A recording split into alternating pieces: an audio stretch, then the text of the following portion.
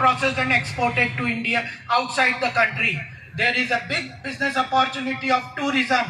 All these things come with a clear-cut vision of the leadership which is lacking in the current LDF and UDF dispensation. എളുപ്പത്തിൽ വികസനം ഉണ്ടാക്കുക എന്നുള്ളത് മാത്രമല്ല, വ്യവസായങ്ങളുടെയും അതുപോലെ തന്നെ കച്ചവട സ്ഥാപനങ്ങളുടെയും വേഗതയ്ക്കും നേരത്തെ സൂചിപ്പിച്ച ഇൻഫ്രാസ്ട്രക്ചർ അടിസ്ഥാന വികസനത്തിന് പ്രയോജനം ചെയ്യുകയും ചെയ്യും. കേരളത്തിൽ പ്രകൃതി വിഭവങ്ങൾ കൊണ്ട് സമ്പന്നമാണ് കേരളം. വനവിഭവങ്ങളും ജലവിഭവങ്ങളും അതുപോലെ തന്നെ പ്രകൃതി വിഭവങ്ങളെ കൊണ്ട് സമ്പന്നമാണ് കേരളം. മാത്രമല്ല, മലയാളി നല്ല ഉത്സാഹശാലിയാണ്. വ്യവസായ സംരംഭങ്ങൾ തുടങ്ങുന്ന കാര്യത്തിൽ നല്ല ഉത്സാഹശാലിയാണ്. നല്ല കഴിവുള്ള ആളാണ്. നല്ല വിദ്യാഭ്യാസമുണ്ട്. നല്ല രീതിയിൽ ഏത് മേഖലയിലും തിളങ്ങാൻ കഴിയുന്ന വ്യക്തികളാണ് മലയാളികൾ, എല്ലാ ആൾക്കാരും തന്നെ. പക്ഷെ അവർ ഇന്ന് തൊഴിൽ തേടി മറ്റ് സംസ്ഥാനങ്ങളിലേക്കും മറ്റ് രാജ്യങ്ങളിലേക്കും പോകേണ്ട അവസ്ഥയാണ് ഉള്ളത്. അവർക്ക് വേണ്ട തൊഴിൽ സംരംഭങ്ങൾ ഒരുക്കുന്ന കാര്യത്തിൽ നമ്മുടെ സംസ്ഥാനത്തെ ഗവൺമെന്റുകൾ പരാജയപ്പെട്ടിരുന്നു. ഈ ചോദ്യങ്ങൾ ജനങ്ങളുടെ മുന്നിൽ വെക്കണം. എന്തുകൊണ്ട് 7 പതിറ്റാണ്ടിൽ കേരളം ഭരിച്ച 2 മുന്നണികൾക്കും ഈ യുവജനങ്ങൾക്കും അതുപോലെ തന്നെ കേരളത്തിലെ സാധാരണക്കാർക്കും തൊഴിൽ നൽകാൻ കഴിഞ്ഞിട്ടില്ല? ഈ ചോദ്യം നമ്മൾ മുന്നോട്ട് വെക്കേണ്ടതുണ്ട്. ഇവിടെ യാതൊരു തരത്തിലുള്ള വ്യവസായത്തിന്റെ വികസനവും ഇവിടെ ഇല്ല. അതുപോലെ തന്നെ ആരും തന്നെ ഇവിടേക്ക് പണമിറക്കി ഇവിടെ വ്യവസായം തുടങ്ങാൻ വേണ്ടി പരിശ്രമിക്കുന്നില്ല. ഇവിടെ ഫിഷറീസ് മേഖലയുണ്ട്. കടലോര മേഖലയിൽ ഫിഷറീസ് വികസനത്തിന് ആവശ്യമായ സംരംഭങ്ങൾ ചെയ്യാവുന്നതാണ്. കൃഷിയുണ്ട്. കാർഷിക മേഖലയുടെ വികസനത്തിന് ആവശ്യമായ സംരംഭങ്ങൾ ചെയ്യാവുന്നതാണ്.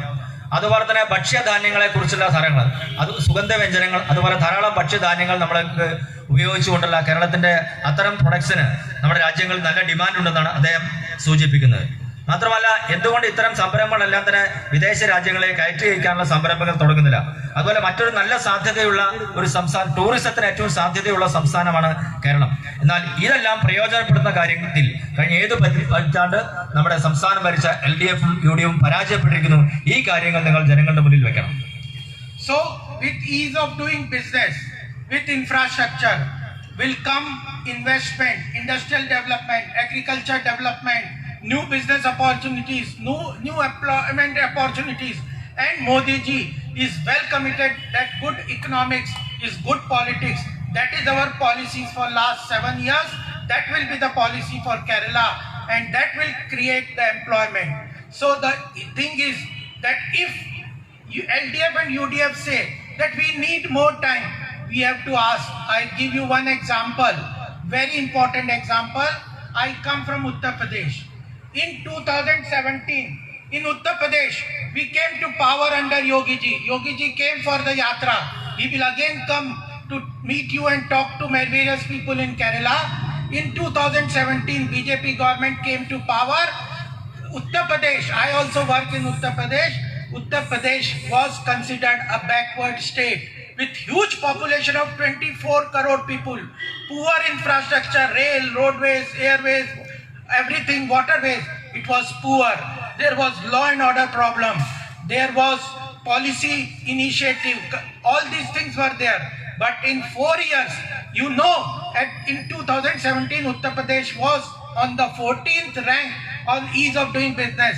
Today, in 4 years, it is on the 2nd rank in the ease of doing business. That important message should go. അടിസ്ഥാന സൗകര്യങ്ങളുടെ വികസനം ഉണ്ടായി കഴിഞ്ഞാൽ തീർച്ചയായും വികസനം താനേ വന്നുകൊള്ളും. കഴിഞ്ഞ 7 വർഷമായി നരേന്ദ്രമോദി അതാണ് ചെയ്തുകൊണ്ടിരിക്കുന്നത്. രാജ്യത്തെ അടിസ്ഥാന സൗകര്യങ്ങൾ, റെയിൽവേ ആയാലും ശരി, റോഡായാലും ശരി, ജലഗതാഗതമായാലും ശരി, അതെല്ലാം വികസിപ്പിച്ചതിന് ഫലമായി ധാരാളം നിക്ഷേപങ്ങൾ രാജ്യത്തിലേക്ക് വരുന്നു. ധാരാളം ആൾക്കാർ പുതിയ സംരംഭങ്ങൾ തുടങ്ങാൻ വേണ്ടി രാജ്യത്തേക്ക് വരുന്നു. അത്തരം സംരംഭങ്ങളിലൂടെ ധാരാളം തൊഴിലവസരങ്ങൾ രാജ്യത്ത് സൃഷ്ടിക്കപ്പെട്ടിട്ടുണ്ട്. ഞാൻ നിങ്ങളുടെ മുന്നിൽ ഒരു ഉദാഹരണം പറയാം. ഞാൻ വരുന്ന UP യിൽ നിന്നാണ്. 2017 യോഗി ആദിത്യനാഥ് അവിടെ അധികാരത്തിൽ വന്നത്.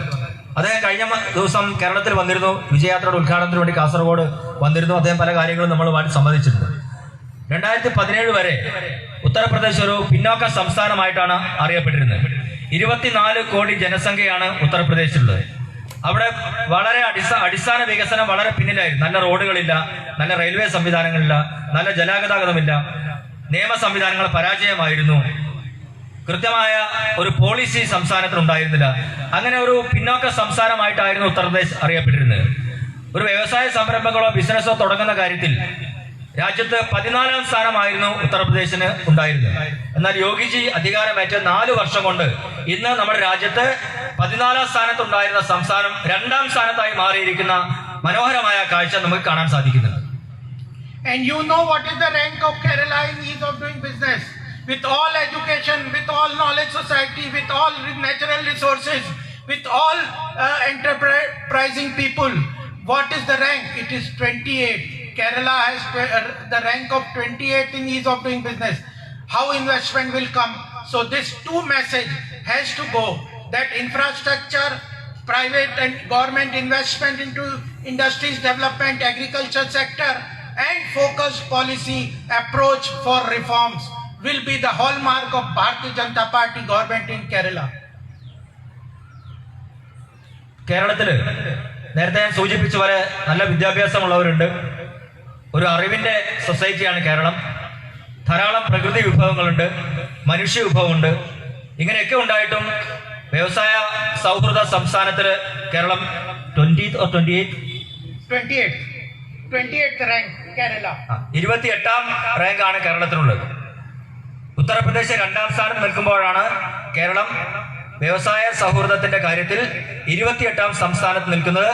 കേരളത്തിൽ സൗകര്യങ്ങളില്ലാത്തത് കൊണ്ടല്ല, പ്രകൃതി വിഭവം ഇല്ലാത്തതുകൊണ്ടല്ല, മാൻ പവർ ഇല്ലാത്തതുകൊണ്ടല്ല, അറിവുള്ള സൊസൈറ്റി ഇല്ലാത്തതുകൊണ്ടല്ല, ഭരണകൂടങ്ങളുടെ പരാജയം കൊണ്ടാണ് ഈ ഒരു അവസാന സ്ഥാനത്തേക്ക് Keralam പിന്തള്ളപ്പെട്ടത്. So friend, this is the third important point that I want you to assimilate and communicate. The important thing is that another point that you have to ask is that remittances is the only way Kerala society is seeing some economic development, growth, etc. I have been going from the party behalf to many countries in the world.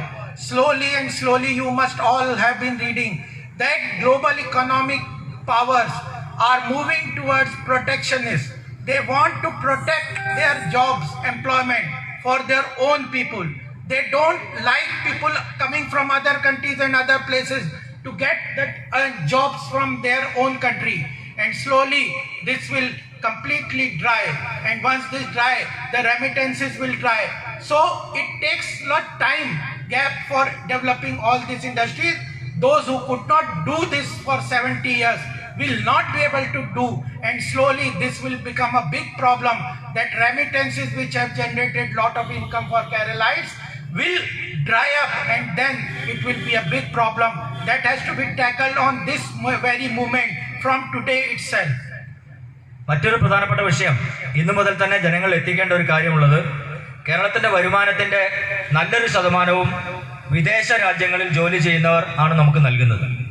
ഇന്ന് ലോകം പതുക്കെ മാറിക്കൊണ്ടിരിക്കുകയാണ്. ലോകത്തുള്ള എല്ലാ രാജ്യങ്ങളും അവരുടെ രാജ്യത്തെ സാമ്പത്തിക സംവിധാനവും അവരുടെ രാജ്യത്തെ ജനങ്ങൾക്ക് തൊഴിൽ നൽകുന്നതിന് വേണ്ടി അവരുടെ തൊഴിൽശാലകളിലെല്ലാം തന്നെ അവരുടെ രാജ്യത്തുള്ളവർക്ക് മാത്രം തൊഴിൽ കൊടുക്കുന്ന രീതിയിലേക്ക് കാര്യങ്ങൾ വന്നുകൊണ്ടിരിക്കുന്നു. അത് ഗൾഫ് രാജ്യങ്ങളിലായാലും മറ്റു വിദേശ രാജ്യങ്ങളിലായാലും പതുക്കെ മറ്റ് രാജ്യങ്ങളിൽ നിന്നുള്ള തൊഴിലാളികളെ അവിടെ നിന്ന് മാറ്റി സ്വന്തം രാജ്യത്തെ തൊഴിലാളികൾക്ക് തൊഴിലവസരം കൊടുക്കുന്ന രീതിയിലേക്ക് മാറിക്കൊണ്ടിരിക്കുകയാണ്. ഈ സ്ഥിതി തുടർന്നു കഴിഞ്ഞാൽ കേരളം ഒരു സാമ്പത്തികമായി വറ്റി വരണ്ട സംസ്ഥാനമായി മാറിക്കൊണ്ടിരിക്കും. കാരണം കേരളത്തിന്റെ വരുമാനത്തിലേക്ക് നല്ലൊരു ശതമാനം സംഭാവന ചെയ്യുന്നതും ഈ വിദേശത്തു നിന്നുള്ള പണമാണ്. പ്രത്യേകിച്ചും കേരളത്തിലേക്ക് ഗൾഫിൽ നിന്നാണ് കേരളത്തിന്റെ സാമ്പത്തിക സ്രോതസ് വരുന്നത്. ഈ ഗ്യാപ്പ് വലുതായി കഴിഞ്ഞാൽ അധികം വൈകാതെ തന്നെ കേരളം സാമ്പത്തികമായി തകർന്ന് തരിപ്പണമാകും. കേരളത്തിലേക്കുള്ള വരുമാനം ഇല്ലാതായി കഴിഞ്ഞാൽ കേരളത്തിൽ വളരെ അപകടകരമായ ഒരു സാമ്പത്തിക അവസ്ഥയിലേക്ക് മാറും. ഈ കാര്യങ്ങളും നിങ്ങൾ ജനങ്ങളുടെ മുന്നിൽ വെക്കണം. ഇതിന് ഉത്തരവാദികൾ കഴിഞ്ഞ 7 പതിറ്റാണ്ട് ഭരിച്ച 2 മുന്നണികളും തന്നെയാണ് ഇതിന് ഉത്തരവാദിയായിട്ടുള്ളത്. And instead of focusing and discussing on these important issues which I have mentioned, what the LDF government is doing, we want the Kerala to be known and discussed in the whole India for its knowledge base, intellectual society capital, educational capital, entrepreneurship zeal, performing arts, culture, etc. But what Kerala is discussed about is minority appeasement, love jihad, issues like Sabrimala temple, PFI infiltration into every area, Muslim League doing communal politics. This is what is being discussed about Kerala, and this is the stated policy of LDF, which unleashes violence and fear among our Bharatiya Janata Party and RSS and Parivar Karyakartas. So many young people. I see various programs. Their pictures were also put up exhibition in Delhi and other parts.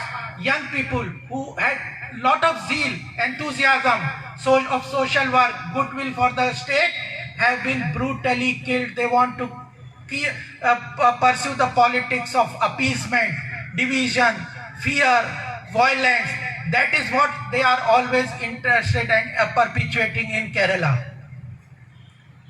കേരളത്തിലെ LDF ഗവൺമെന്റും ഇപ്പൊ ചെയ്തുകൊണ്ടിരിക്കുന്നത് ഞാൻ നേരത്തെ സൂചിപ്പിച്ച കേരളത്തിലെ intellectual ബുദ്ധിപരമായിട്ടുള്ള സമ്പത്ത്, അതുപോലെ തന്നെ അറിവിന്റെ സമ്പത്ത്, നല്ല സംരംഭങ്ങൾ തുടങ്ങാനുള്ള ഉത്സാഹം, ഇതെല്ലാം രാജ്യവ്യാപകമായി പ്രതിഫലിപ്പിക്കുന്നതിന് പകരം കേരളത്തിലെ ഗവൺമെന്റ് ചെയ്തുകൊണ്ടിരിക്കുന്നത് അനാവശ്യമായ വിഷയങ്ങൾ രാജ്യത്ത് എത്തിച്ചുകൊണ്ടിരിക്കുകയാണ്. പ്രത്യേകിച്ചും കേരളത്തിലുള്ള നമ്മുടെ സംസ്ഥാനത്തുള്ള ന്യൂനപക്ഷ പ്രീണന നയം, ലവ് ജിഹാദ് പോലുള്ള കാര്യങ്ങൾ, എല്ലാ മേഖലയിലേക്കുമുള്ള പോപ്പുലർ ഫ്രണ്ട് പോലുള്ള സംഘടനകളുടെ കടന്നുകയറ്റം, മുസ്ലിം ലീഗിന്റെ കേരളത്തിൽ വർദ്ധിച്ചു വരുന്ന ഭരണത്തിലുള്ള അപ്രമാദിത്യം, അതുപോലെ തന്നെ അക്രമ രാഷ്ട്രീയം, ഇതെല്ലാം തന്നെ ഈ കാര്യങ്ങളാണ് രാജ്യം മുഴുവൻ കേരളത്തെക്കുറിച്ച് വരുന്ന സമയത്ത് ചർച്ച ചെയ്തുകൊണ്ടിരിക്കുന്നത്.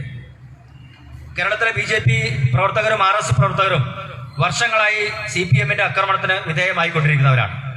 ചെറുപ്പക്കാരായ നിരവധി ഉത്സാഹശാലികളായിട്ടുള്ള നിരവധി നല്ല പ്രവർത്തകർ BJPക്ക് നഷ്ടമായിട്ടുണ്ട്. പല പരിപാടികളും പോകുന്ന സമയത്ത് ഈ ബലിദാനികളുടെ എക്സിബിഷൻ ഞാൻ കണ്ടിട്ടുണ്ട്. അവരെല്ലാം തന്നെ വളരെ സാമൂഹികമായി നല്ല കഴിവുള്ളവരാണ്, നല്ല ചെറുപ്പക്കാരാണ്. അവരെല്ലാം തന്നെ CPMന്റെ നേതൃത്വത്തിൽ കൊലപാതക രാഷ്ട്രീയത്തിലൂടെ അവരെയൊക്കെ കൊന്നൊടുത്തിട്ടുണ്ട്. കേരളത്തിൽ CPM സൃഷ്ടിക്കുന്നത് ഭയപ്പാടിന്റെ ഒരു അന്തരീക്ഷവും അക്രമത്തിന്റെ ഒരു അന്തരീക്ഷവും അതുപോലെ പ്രീണനത്തിന്റെ ഒരു അന്തരീക്ഷവുമാണ് സൃഷ്ടിക്കപ്പെടുന്നത്. ഈ കാര്യങ്ങളും ജനങ്ങളുടെ മുന്നിൽ വെക്കേണ്ടതാണ്.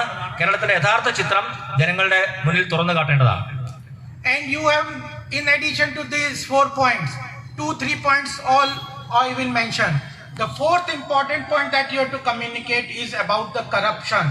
If there is corruption in the government, if there is no efficiency in the government, if the leaders themselves start siphoning of the government money, can there be a benefit of the common man? The corruption is very much deeply seeped into the current LDF government. You see, every day a paper is talking about gold scam. The chief minister himself, his office is involved into that. Pinaravi Vijayan's office, his own name is a speaker. Everybody's name is there in gold scam. There is a scam of masala bond. All these I will not go into detail, but you must at least mention them to everybody. Masala bond, hawala transaction, state electricity corruption case.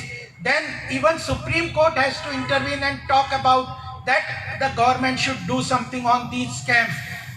Our finance minister Nirmala Sitharaman ji came and she told about what the finance minister Thomas Isaac is doing is about that the state industrial development board, there is corruption.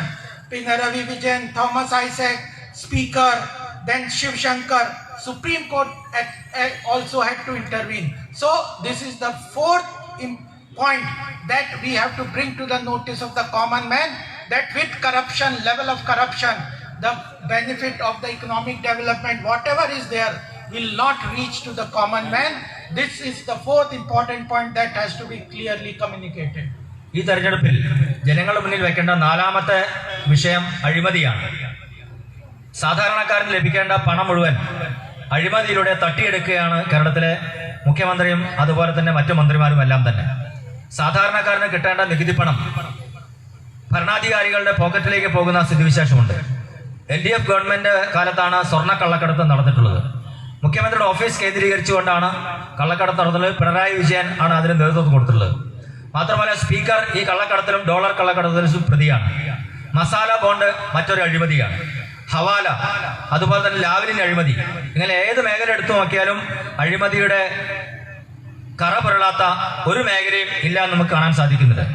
നമ്മുടെ ധനകാര്യമന്ത്രി നിർമ്മലാജി കേരളത്തിൽ വന്ന സമയത്ത് Thomas Isaac നടത്തുന്ന അഴിമതിയെക്കുറിച്ച് ചൂണ്ടിക്കാട്ടിയിരുന്നു. കിഫ്ബിയിലേക്ക് fund തിരിമറി വരികയും ആ കിഫ്ബിയുടെ അന്വേഷണത്തെക്കുറിച്ച് അന്വേഷിക്കണം എന്ന് നിർമ്മലാ സീതാരാമൻ ആവശ്യപ്പെടുകയും ചെയ്തിട്ടുണ്ടായിരുന്നു. മാത്രമല്ല, മുഖ്യമന്ത്രിയുടെ പ്രൈവറ്റ് സെക്രട്ടറി ശിവശങ്കറിന്റെ നേതൃത്വത്തിലുള്ള അഴിമതി, അതുപോലെ സുപ്രീം കോർട്ട് പോലും ഈ വിഷയത്തിൽ ഇടപെടുന്ന സാഹചര്യം ഉണ്ടായി. എത്ര ഗുരുതരമായ ഒരു സാഹചര്യത്തിലാണ് നമ്മുടെ പരമോന്നത കോടതി ഇത്തരം കാര്യങ്ങളിൽ ഇടപെടുന്നത് എന്നുള്ളതാണ്. ഈ കാര്യങ്ങളെല്ലാം തന്നെ ജനങ്ങളുടെ മുന്നിൽ എത്തിച്ച് ഈ ഗവൺമെന്റ് അഴിമതിയുടെ ഗവൺമെന്റാണ്, ജനങ്ങൾക്ക് കിട്ടേണ്ട നികുതി പണം കട്ടെടുക്കുന്ന ഗവൺമെന്റാണ് എന്ന സന്ദേശം ഈ തെരഞ്ഞെടുപ്പിലൂടെ ജനങ്ങളുടെ മുന്നിൽ എത്തിക്കാൻ നമുക്ക് കഴിയണം. And it is not only that social welfare is there, anything is going in action. What is in LDF and UDF is that it is only a slogan for them. You see, I was there in Shornur. There is nearby Valyar. 2 young girls were brutally raped and murdered. That is the state. And even the MLA, PK Shastri there, he has been accused of molestation. And what the LDF government says is it's a minor molestation. If women are unsafe, even the report on Kerala on social scheduled caste and scheduled tribe shows that they have not been benefited as they should have been. So even on the UDF also, minority appeasement is only a slogan. What happens is that there was a Sachar committee report. I would like to mention that you must understand that Sachar committee was set up by UPA government to understand the benefit of the welfare schemes, particularly to the minority and backward class. What it report says that over the last several decades, the benefit to these societies, these sections, these segments of the society has not reached in the right perspective. And so whatever they talk of social welfare or etc., welfare economics etc., is only a slogan and not on the ground implemented properly. ഈ ഗവൺമെന്റുകളുടെ കാലത്ത് ഒരു തരത്തിലുള്ള സാമൂഹ്യ ക്ഷേമവും നടന്നിട്ടില്ല. സാമൂഹ്യക്ഷേമം പ്രസംഗത്തിലല്ലാതെ പ്രവൃത്തിയിൽ സാമൂഹ്യക്ഷേമം ഈ ഗവൺമെന്റുകളുടെ ഭാഗത്തുനിന്ന് ഇന്നേ വരെ ഉണ്ടായിട്ടില്ല. ഞാൻ ഷൊർണൂറിലെ ഒരു പരിപാടിയിൽ പങ്കെടുത്തിരുന്നു. ഷൊർണൂരിൽ നിന്നും അധികം ദൂരെയല്ല വാളയാറിലെ 2 പെൺകുട്ടികളെ പീഡിപ്പിച്ച് അവർ ആത്മഹത്യ ചെയ്ത സംഭവം നമ്മളെല്ലാവരും കണ്ടിട്ടുള്ളതാണ്. അവർക്ക് നീതി കിട്ടാൻ വേണ്ടി ആ അമ്മ ഇന്ന് തലമുണ്ടനം ചെയ്തിരിക്കുന്നു. അതുപോലെ തന്നെ ഷൊർണൂരിലെ MLA PK ശശി ഒരു പീഡനത്തിന് ഇരയാക്കി ഒരു പെൺകുട്ടിയെ പീഡിപ്പിച്ചു. ആ പെൺകുട്ടിക്ക് നീതി ലഭിക്കാത്ത സാഹചര്യമാണ്. പാർട്ടി പറയുന്നത് അത് ചെറിയ രീതിയിലുള്ള പീഡനമായിരുന്നു, വലിയ പീഡനമായിരുന്നില്ല എന്നുള്ളതാണ്. കേരളത്തിൽ സ്ത്രീകൾ സുരക്ഷിതരല്ല, അവർക്ക് നീതി ലഭിക്കുന്നില്ല. കഴിഞ്ഞ 7 പതിറ്റാണ്ട് കാലമായി കേരളത്തിലെ SC/ST വിഭാഗം അവർക്ക് ലഭിക്കുന്ന ആനുകൂല്യങ്ങളൊന്നും തന്നെ അവരിൽ എത്തുന്നില്ല. അവർക്ക് ലഭിക്കേണ്ട ആനുകൂല്യങ്ങൾ നഷ്ടപ്പെടുകയാണ് ചെയ്യുന്നത്. UDFന്റെ കാലഘട്ടത്തിൽ ന്യൂനപക്ഷ പ്രീണനമാണ് പ്രധാനമായിട്ടും നടന്നുകൊണ്ടിരിക്കുന്നത്. സർക്കാർ കമ്മിറ്റിയുടെ റിപ്പോർട്ട് നമ്മൾ കേട്ടിട്ടുണ്ടായിരിക്കും. അതിനെ നിയോഗിച്ചത് UPA ഗവൺമെന്റ് ആയിരുന്നു. ആ UPA ഗവൺമെന്റ് റിപ്പോർട്ട് പ്രകാരം, സർക്കാർ കമ്മിറ്റി റിപ്പോർട്ട് പ്രകാരം കേരളത്തിൽ കഴിഞ്ഞ 7 പതിറ്റാണ്ട് കാലമായി ആ വിഭാഗങ്ങൾ ലഭിക്കേണ്ട ആനുകൂല്യങ്ങളൊന്നും തന്നെ അവർ എത്തിച്ചേർന്നില്ല. അത് SC വിഭാഗമായാലും ശരി, പിന്നോക്ക വിഭാഗവരും അവർക്കൊന്നും തന്നെ എത്തിച്ചേർന്നിട്ടില്ല. യഥാർത്ഥത്തിൽ അവർക്ക് ലഭിക്കേണ്ട ആനുകൂല്യങ്ങളൊന്നും തന്നെ അവർക്ക് ലഭിക്കാത്ത സാഹചര്യമാണ്. അവരിപ്പോഴും പിന്നോക്ക വിഭാഗമായി തന്നെയാണ് നിലനിൽക്കുന്നത്. പിന്നെ എങ്ങനെയാണ് ഇവർക്ക് സാമൂഹ്യക്ഷേമത്തെക്കുറിച്ച് പറയാൻ കഴിയുക? അതുകൊണ്ടാണ് ഞാൻ ആദ്യം സൂചിപ്പിച്ചത്, സാമൂഹ്യക്ഷേമം എന്ന അവരുടെ മുദ്രാവാക്യം വെറും പാഴ്വാക്കാണ്. അതിന് കേരളത്തിലെ ജനങ്ങൾ യാതൊരു വിലയും കൽപ്പിക്കുന്നില്ലായിരുന്നു. This change of alternating of UTF, LDF, UDF, this must change this time. I have told you about the LDF failure, etc. But that vote, if it doesn't come to BJP, that is our effort has to be done on that line. On UDF, I just want to mention that this has to be communicated to the people that Rahul Gandhi came to Kerala. He is talking that we will give benefit to the fisheries sector and I will set up a fishery department in the center. He doesn't even know that already a fisheries ministry exists in the center, which is working for blue economy, for creating coastal hub of ports, etc., and for benefit of the fisheries industries. That he doesn't know. Then second thing is UDF here is aligning with Indian Muslim League, Indian Union Muslim League in West Bengal and Assam. They are talking of secularism. We are standing for secularism. Here UDF is fighting against communist left ideology, and in West Bengal they are aligning and in alliance with communist ideology. So UDF leadership has no vision, no direction, no roadmap, no knowledge, no ground connect. So LDF is one side, UDF is completely a failure in everything. That also has to go to each and every voter and the person in the constituency. മറ്റൊരു പ്രധാനപ്പെട്ട കാര്യം ജനങ്ങളുടെ മുന്നിൽ നമ്മൾ വെക്കേണ്ടത്, കഴിഞ്ഞ കുറേ കാലമായി കേരളത്തിൽ LDF UDF ഇങ്ങനെ മാറി മാറി ഭരിച്ചുകൊണ്ടിരിക്കുകയാണ്. ആ LDFും UDFിനും വോട്ട് ചെയ്തുകൊണ്ടിരിക്കുന്ന ജനങ്ങൾ അവരുടെ വോട്ടുകൾ BJPയിലേക്ക് മാറ്റി ചെയ്യിക്കേണ്ട വലിയ ഉത്തരവാദിത്തമാണ് നമ്മുടെ മുന്നിൽ. ഇത്തവണ അവരെല്ലാം തന്നെ BJPക്ക് ചെയ്യാൻ വേണ്ടി കാത്തിരിക്കുന്നു, ഒരു മാറ്റം ആഗ്രഹിക്കുന്നു. രാഹുൽ ഗാന്ധി ഇടയ്ക്കിടയ്ക്ക് കേരളത്തിലേക്ക് വരാറുണ്ട്. കേരളത്തിലേക്ക് വന്ന സമയത്ത് അദ്ദേഹം പറഞ്ഞു, കേരളത്തിലെ കടലോര മേഖലയിലെ മത്സ്യത്തൊഴിലാളികൾക്കും അവരുടെ കാര്യങ്ങളൊക്കെ സംരക്ഷിക്കാൻ വേണ്ടി ഒരു ഫിഷറീസ് ഡിപ്പാർട്ട്മെന്റ് വകുപ്പ് കേന്ദ്രത്തിൽ ഉണ്ടാക്കുമെന്ന് അദ്ദേഹം പറഞ്ഞു. അദ്ദേഹം ഏത് തരത്തിൽ MP ആണെന്ന് എനിക്ക് അറിഞ്ഞുകൂടാ. കേന്ദ്രത്തിൽ ഇപ്പോൾ തന്നെ ഒരു ഫിഷറീസ് വകുപ്പ് നിലവിലുണ്ട്. ആ ഫിഷറീസ് വകുപ്പിന്റെ നേതൃത്വത്തിൽ തുറമുഖ വികസനവും മത്സ്യത്തൊഴിലാളികളുടെ വികസനവും മറ്റെല്ലാ കാര്യങ്ങളും ചെയ്തുകൊണ്ടിരിക്കുന്നുണ്ട്. ബ്ലൂ എക്കോണമി എന്ന രീതിയിൽ തന്നെ ആ മേഖലയുടെ വികസനത്തിന് വേണ്ടി കേന്ദ്ര ഗവൺമെന്റ് ചെയ്തുകൊണ്ടിരിക്കുന്നുണ്ട്. ഇപ്പൊ തന്നെ നിലവിൽ ഒരു വകുപ്പ് അവിടെയുണ്ട്. പിന്നെ എന്തുകൊണ്ടാണ് അദ്ദേഹം അങ്ങനെ പറഞ്ഞത് എന്ന് എനിക്ക് അറിഞ്ഞുകൂടാ. അദ്ദേഹത്തിന് ഒരു കാര്യത്തെക്കുറിച്ചും യാതൊരു അറിവുമില്ല എന്നതിന്റെ സൂചനയാണ് അത് കാണിക്കുന്നത്. കേരളത്തിലെ UDF IUML-ഉമായിട്ട് മുസ്ലിം ലീഗുമായി കൂടിക്കൊണ്ടാണ് മതേതരത്വത്തെക്കുറിച്ച് വലിയ വായിൽ പ്രസംഗിച്ചുകൊണ്ടിരിക്കുന്നത്.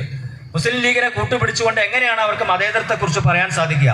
വെസ്റ്റ് ബംഗാളിലും അതുപോലെ തന്നെ ആസാമിലും ഒക്കെ തന്നെ മുസ്ലിം ലീഗുമായി കൂട്ടുപിടിച്ചുകൊണ്ടാണ് കോൺഗ്രസ് ഭരിച്ചുകൊണ്ടിരിക്കുന്നത്. എങ്ങനെയാണ് അവർ മതേതരത്വത്തെക്കുറിച്ച് സംസാരിക്കാൻ കഴിയുക? വെസ്റ്റ് ബംഗാളിലെ കോൺഗ്രസും CPM-ഉം തമ്മിൽ സഖ്യകക്ഷികളാണ്. UDF-ന് യാതൊരു തരത്തിലുള്ള, കോൺഗ്രസിന് യാതൊരു കാഴ്ചപ്പാടുമില്ല, അവർക്ക് ഇതിനെക്കുറിച്ച് യാതൊരു അറിവുമില്ല. അവര് വരാൻ പോകുന്ന കേരളത്തെക്കുറിച്ച് യാതൊരു തരത്തിലുള്ള റോഡ് മാപ്പും അവരുടെ മുന്നിലില്ല. സമ്പൂർണമായ പരാജയമായി UDF മാറിയിരിക്കുകയാണ് എന്ന കാഴ്ച നമ്മുടെ മുന്നിലുണ്ട്. This communication points will help you, but the real thing which will help us in winning election is very important. That you have to understand. That is very important, that how we will get the votes, how we will get the support of the people, because you have to contact each and individual level. We have to understand that in 2019, between 2014 to 2019, Pradhan Mantri Modi ji has come out with several schemes, more than 7 important schemes, which have benefited each and every sections and segments and geographical area in the country. Those schemes are very important for all of us to connect to the people. We should very carefully understand those schemes. I will repeat some of the names. Those schemes are very important.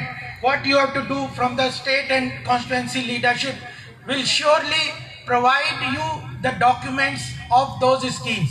These schemes give eligibility criteria, benefits, etc. What you have to do is that you have to identify the beneficiaries of those 7-8 important social welfare schemes in your constituency. Data will be provided by the state and the central leadership. You have to connect to them, talk to them, and those beneficiaries identified are the real support system of Bharatiya Janata Party and Narendra Modi ji's policies. Identify those beneficiaries, connect to them, and in addition to them, what is required is that those eligibility criteria, there are many segments of the society which are poor and which do not have certain resources, but they are eligible for those schemes. Identify them, look into the eligibility criteria, connect and fulfill those eligibility criteria, connect to them to the government scheme, and you will win the support and goodwill of the people of this constituency. ഈ പറഞ്ഞ കാര്യങ്ങൾക്ക് പുറമെ മറ്റൊരു പ്രധാനപ്പെട്ട കാര്യം ജനങ്ങളുടെ മുന്നിൽ വെക്കേണ്ടത് ഞാൻ നിങ്ങളുടെ മുന്നിൽ വെക്കാം. അത് നിങ്ങൾക്ക് വളരെയധികം ഗുണപ്രദമാകും. ശരിയായ ഏറ്റവും പ്രധാനപ്പെട്ട ഒരു കാര്യം എന്ന് പറയുന്നത് ഇനി ഞാൻ പറയുന്ന കാര്യങ്ങളാണ്. എങ്ങനെ നമുക്ക് ജനങ്ങളുടെ വോട്ട് നേടാം? വോട്ട് നേടാൻ വേണ്ടി നമ്മൾ ഓരോരുത്തരെയും കാണണം. ഓരോ വ്യക്തിയെയും നേരിൽ കണ്ട് അവരോട് വോട്ട് ചോദിക്കണം. പോകുന്ന സമയത്ത് അവരുടെ മുന്നിൽ വെക്കാനുള്ള ചില കാര്യങ്ങൾ ഞാൻ നിങ്ങളുടെ മുന്നിൽ വെക്കാം. 2014 മുതൽ 2019 വരെയും അതിനുശേഷമുള്ള 2 വർഷവും പ്രധാനമന്ത്രി നിരവധി പദ്ധതികളാണ് ജനങ്ങൾക്ക് വേണ്ടി നൽകിയിട്ടുള്ളത്. നിരവധി ജനകീയ പദ്ധതികൾ ജനങ്ങൾക്ക് വേണ്ടി നടപ്പിലാക്കിയിട്ടുണ്ട്.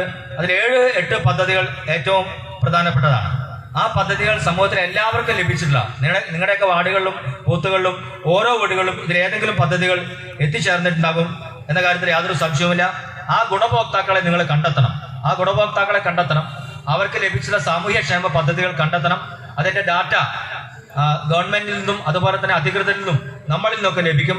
ആ ഡാറ്റ ശേഖരിച്ച് മോഡിജിയുടെ പദ്ധതികളും എല്ലാം തന്നെ ജനങ്ങളുടെ മുന്നിൽ എത്തിക്കുകയും അവർക്ക് അവരുടെ വോട്ടുകൾ നമുക്ക് സമാഹരിക്കുകയും ചെയ്യണം. അതോടൊപ്പം തന്നെ മറ്റൊരു കാര്യമുണ്ട്. ഇതൊന്നും ലഭിക്കാത്ത ഒരു വിഭാഗം സമൂഹത്തിലുണ്ട്. ഇതിന് അർഹരാണ്, പക്ഷെ അവർക്ക് ആനുകൂല്യമൊന്നും ലഭിച്ചിട്ടില്ല. അവരെയും നമ്മൾ കണ്ടെത്തി ഈ പദ്ധതികൾ അവരുമായി കണക്ട് ചെയ്ത് ലഭിക്കാത്തവർക്കും കൂടി ഈ പദ്ധതി എത്തിക്കാൻ വേണ്ടിയുള്ള പരിശ്രമങ്ങൾ നമ്മുടെയൊക്കെ ബൂത്തുകളിൽ നമ്മുടെ ഭാഗത്തുനിന്ന് ഉണ്ടാവണം. അതും പ്രധാനപ്പെട്ട കാര്യമാണ്. There are 4 important steps only of winning election and getting the support of the people. I have told you 3 important things. One is fight the perception battle, communication, information, etc. That's very important. The second is the roadmap that Bharatiya Janata Party has for Kerala. The state leadership has it for Kerala. People like Narayan Master have that ground connect to bring those things into the assembly and the central leadership and get their own feedback to the common man. That roadmap has also to go. And the third important thing is identify the beneficiaries and eligible beneficiaries and connect with them, talk to them. These 3 important steps, if you follow, then the last only simple step which I will mention is sufficient for us to this time win the election. 4 കാര്യങ്ങളാണ് ഞാൻ നിങ്ങളുടെ മുന്നിൽ വെച്ചിട്ടുള്ളത്. ഒന്ന്, നേരത്തെ ആദ്യം സൂചിപ്പിച്ച 2 ഗവൺമെന്റുകളുടെ പരാജയങ്ങളും അതുപോലെ അവരുടെ അഴിമതിയും എല്ലാം ജനങ്ങളുടെ മുന്നിൽ തുറന്നു കാണിക്കണം. അതാണ് ഒന്നാമത്തെ കാര്യം. രണ്ടാമത്തെ കാര്യം, നമ്മുടെ മുന്നിൽ വെച്ചുള്ള റോഡ് മാപ്പ്, നമ്മൾ ചെയ്യാൻ ഉദ്ദേശിക്കുന്ന കാര്യങ്ങൾ, വികസന പദ്ധതികൾ, അതെല്ലാം തന്നെ നാരായണ മാസ്റ്ററെ പോലുള്ള ആൾക്കാരിലൂടെ നമ്മൾ ജനങ്ങളിൽ എത്തിക്കണം. അദ്ദേഹം അതുപോലെ ജയിക്കുകയും വേണം. അവരുടെ ഫീഡ്ബാക്ക്, അവരുടെ ജനങ്ങളിൽ നിന്നുള്ള ഫീഡ്ബാക്ക് നമ്മൾ എടുക്കണം. അത്തരം കാര്യങ്ങൾ ചെയ്യണം. മൂന്നാമത്തെ കാര്യം സൂചിപ്പിച്ചു, ഗുണഭോക്താക്കളെ കണ്ടെത്തണം. ആ ഗുണഭോക്താക്കളെ കണ്ടെത്തി അവരുടെ വോട്ട് ശേഖരിക്കണം. ഒപ്പം അർഹതപ്പെട്ട ബെനിഫിഷ്യറീസ് ഗുണഭോക്താക്കൾക്ക് ഈ കാര്യങ്ങൾ എത്തിച്ചു നൽകുകയും വേണം. ഇതെല്ലാം ചെയ്തു കഴിഞ്ഞാൽ നാലാമത്തെ കാര്യം നമുക്ക് വളരെ എളുപ്പത്തിൽ മുന്നോട്ട് കൊണ്ടുപോകാൻ സാധിക്കുകയും ചെയ്യും. ജനങ്ങളുടെ വോട്ട് ലഭിക്കുകയും ചെയ്യും. In this 7-8 scheme, there is no discrimination of religion, there is no discrimination of caste, there is no discrimination of the state. Only the state government has to align with the center and implement them efficiently in corruption-free manner. Then those benefits will come to the people. I will just name those schemes. You please repeat those schemes with me after me. First and foremost, Ayushman Bharat. Repeat it. Ayushman. 7-8 പദ്ധതികളെ കുറിച്ച് ഞാൻ പറഞ്ഞു കഴിഞ്ഞു. Modi government യാതൊരു തരത്തിലുള്ള വിവേചനമില്ലാതെ, ജാതിപരമായ, മതപരമായ, രാഷ്ട്രീയമായ വിവേചനമില്ലാതെയാണ് ഈ കാര്യങ്ങളെല്ലാം ചെയ്യുന്നത്. സംസ്ഥാന ഗവൺമെന്റും കേന്ദ്ര ഗവൺമെന്റും കൂടി ഒരുമിച്ചാണ് അത്തരം കാര്യങ്ങൾ ചെയ്താൽ അത് ജനങ്ങളിൽ എത്തിക്കും. ഞാൻ 7 പദ്ധതികളെ കുറിച്ച് പറയാം. നിങ്ങളത് ഉച്ചത്തിൽ പറയണം. ഒന്ന്, ആയുഷ്മാൻ ഭാരത്. എല്ലാവരും ആയുഷ്മാൻ ഭാരത് ഹെൽത്ത് ഇൻഷുറൻസ്, ആരോഗ്യ പദ്ധതി. സെക്കൻഡ് ഇമ്പോർട്ടന്റ് തിങ് ഈസ് പ്രധാനമന്ത്രി കിസാൻ സമ്മാൻ നിധി. പ്രധാനമന്ത്രി കിസാൻ സമ്മാൻ നിധി. ഉറക്കെ പറയൂ. പ്രധാനമന്ത്രി Kisan Samman Nidhi. 6,000 rupees transferred to farmers every year. ഒരു വർഷം 6,000 രൂപ കർഷകരുടെ അക്കൗണ്ടിലേക്ക് ഇട്ട് കൊടുക്കുന്ന പദ്ധതി. ഉജ്വല യോജന. റിപ്പീറ്റ്. ഉറക്കെ പറയൂ. Ujjwala Yojana. Gas connection to every house. എല്ലാ വീടുകളിലേക്കും അർഹതപ്പെട്ട വീടുകളിലേക്ക് സൗജന്യ gas connection. Jan Dhan account. Jan Dhan account. Jan Dhan account. MNREGA employment to each unemployed person. MNREGA. തൊഴിലില്ലാത്തവർക്ക് തൊഴിൽ കൊടുക്കുന്ന MNREGA. Then there are farmers insurance scheme, kisan insurance scheme. കൃഷിക്കാർക്കുള്ള ഇൻഷുറൻസ് പദ്ധതി, ഫാർമേഴ്സ് ഇൻഷുറൻസ് സ്കീം ഉറക്കെ പറയും. प्रधानमंत्री Awas Yojana, housing to all, प्रधानमंत्री आवास योजना. പ്രധാനമന്ത്രി ആവാസ് യോജന.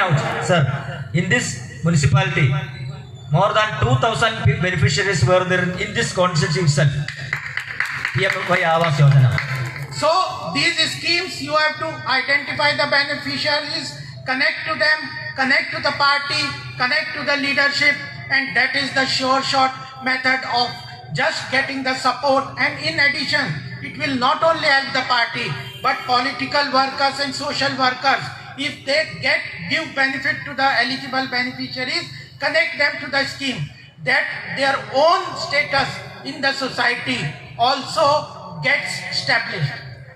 ഈ പദ്ധതികൾ ഗുണഭോക്താക്കളെ കണ്ടെത്തി അവരെ കണ്ടെത്തി അത് പ്രധാനമന്ത്രിയുടെ പദ്ധതിയാണ് മനസ്സിലാക്കി അവരിൽ നിന്നും അവരുടെ വോട്ടുകളൊക്കെ നമുക്ക് വാങ്ങിക്കാൻ കഴിയണം. ഒപ്പം തന്നെ ഇത് ലഭിക്കാത്ത ധാരാളം അർഹതപ്പെട്ട ആൾക്കാരുണ്ട്. അവരുടെ അടുത്തെത്തി അവർക്ക് ഈ പദ്ധതികളെല്ലാം വാങ്ങിച്ചു കൊടുക്കേണ്ട ഉത്തരവാദിത്വം നമുക്കുണ്ട്. നമ്മൾക്ക് രാഷ്ട്രീയ പ്രവർത്തകരാണ്. രാഷ്ട്രീയ പ്രവർത്തകർ എന്നുള്ള നിലയ്ക്ക് മാത്രമല്ല, സാമൂഹ്യ പ്രതിബദ്ധതയുള്ളവർ എന്നുള്ള നിലയ്ക്കും നമ്മൾ ആ കാര്യങ്ങൾ ചെയ്തു കൊടുക്കേണ്ടത്. ഈ കാര്യങ്ങൾ ചെയ്തു കൊടുത്താൽ തീർച്ചയായും ജനങ്ങൾ നമ്മളോടൊപ്പം ഉണ്ടാവും എന്ന കാര്യത്തിൽ സംശയമൊന്നുമില്ല. So friends, last I want to just say that it is not only Narayan Master is fighting election. Each and every person from here think that I am going to fight this election. This election is do and die for Bharatiya Janata Party NDA combined, and we are going to win this election. I would like to take this message from here to the central leadership that Tanur district is ready to bring Bharatiya Janata Party and win its candidate for Bharatiya Janata Party. This message surely, can I take this message to the central and state leadership, Amit Shah ji, Nadda ji, Modi ji? ഇവിടെ മത്സരിക്കുന്ന Narayana master ആണെങ്കിലും നമ്മളെല്ലാവരും തന്നെയാണ് Narayana master. നമ്മളെല്ലാവരുമാണ് മത്സരിക്കുന്നത്. അതുകൊണ്ട് തന്നെ നമ്മൾ ഓരോരുത്തരും തന്നെ നാരായണൻ മാസ്റ്റർ നമ്മളാണെന്ന് മനസ്സിലാക്കിക്കൊണ്ട് നമ്മുടെയൊക്കെ ബൂത്തുകളിൽ പ്രവർത്തിച്ച് ജനങ്ങളുടെ വോട്ട് നമുക്ക് വാങ്ങിക്കൊടുക്കാൻ നമുക്ക് കഴിയണം. ഞാൻ തിരിച്ചു പോകുന്ന സമയത്ത് അമിത്ഷാജിയുടെ അടുത്തും നഡ്ഡാജിയുടെ അടുത്തും അതുപോലെ തന്നെ മോഡിജിയുടെ അടുത്തൊക്കെ പോയിട്ട് പറയും, താനൂരും മലപ്പുറവും മാറുകയാണ്. താനൂരിൽ നിന്നും ഇത്തവണ താമര വിരിഞ്ഞ് നാരായണൻ മാസ്റ്റർ കേരളത്തിന്റെ നിയമസഭയിൽ ഉണ്ടാവും എന്നുള്ള ഉറപ്പ് ഞാൻ ഡൽഹിയിൽ മോഡിജിക്കും അമിത്ഷാജിക്കും നഡ്ഡാജിക്കും കൊടുക്കട്ടെ. കൈയുയർത്തി പറയും, കൊടുക്കട്ടെ. Yes. Friends, I have been studying history. You must also know that Drid Pratigya, pledge, sankalp and willpower itself is the only way success is achieved. So today, from this public meeting convention, I would like all of you to take this strong pledge and go from here that this time we are going to put a big mark in Tanur and will put our all effort to win this constituency for Bharatiya Janata Party NDA combined and bring Shri Narayan Master to represent us in the assembly. വിജയത്തിലേക്കുള്ള ഏറ്റവും പ്രധാനപ്പെട്ട മാർഗം ഒരു ലക്ഷ്യം വേണം. ആ ലക്ഷ്യം നേടാൻ വേണ്ടിയുള്ള പ്രതിജ്ഞ എടുക്കണം. അതാണ് നമ്മുടെ മുന്നിലെ മാർഗം. നമ്മൾ ഇവിടുന്ന് തിരിച്ചു പോകുന്ന സമയത്ത് ശക്തമായിട്ടുള്ള ഒരു പ്രതിജ്ഞ എടുക്കണം. ഇത്തവണ നാരായണൻ മാസ്റ്ററെ ഞങ്ങൾ എല്ലാവരും കൂടി ചേർന്ന് അടുത്ത ഒരു 18 ദിവസത്തോളം കഠിനാധ്വാനത്തിന്റെ ഫലമായി അദ്ദേഹത്തെ ഞങ്ങൾ നിയമസഭയിലേക്ക് അയക്കും എന്നുള്ള ശക്തമായിട്ടുള്ള ഒരു പ്രതിജ്ഞ എടുത്തുകൊണ്ട് വേണം നമ്മളെല്ലാവരും ഇവിടുത്തെ പിരിഞ്ഞു പോകാൻ എന്നാണ് എനിക്ക് നിങ്ങളോട് അഭ്യർത്ഥിക്കാനുള്ളത്. So in the end, I will say one slogan. Raise your hand, both hands, and repeat with me. Repeat with me. I will say Udiya Keralam. You say Modi Kappam. Udiya Keralam. കൈ ഉയർത്തിയിട്ട് കൈ മുകളിലേക്ക് ഉയർത്തി ഉച്ചത്തില് അദ്ദേഹം പുതിയ കേരളം എന്ന് പറയും. നമ്മളെല്ലാവരും ഒരുമിച്ച് മോദിക്കൊപ്പം എന്ന് പറയണം, ഉച്ചത്തിൽ പറയണം. Udiya Keralam. മോദിക്കൊപ്പം. Udiya Keralam. മോദിക്കൊപ്പം. Udiya Keralam. മോദിക്കൊപ്പം. Friends, I will say Jai Jai BJP. You also repeat with me. Jai Jai BJP. Jai Jai BJP. Jai Jai BJP. Jai Jai BJP. Jai Jai BJP.